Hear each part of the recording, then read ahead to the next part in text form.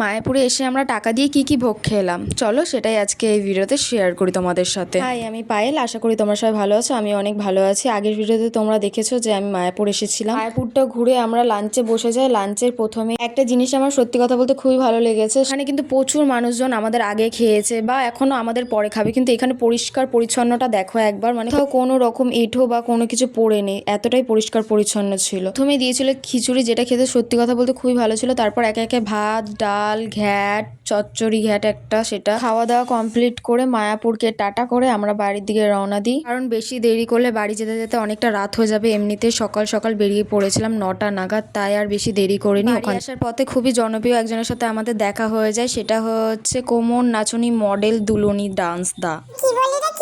হ্যাঁ না, কিছু বলিনি, চ বাড়ি যায়। আর তোমরা যারা এখনো আমার চ্যানেলটাকে সাবস্ক্রাইব করোনি তারা ঝটপট সাবস্ক্রাইব করে নাও। দেখা হবে নেক্সট মিনিট ব্লগে। আজকের মতন টাটা সবাইকে।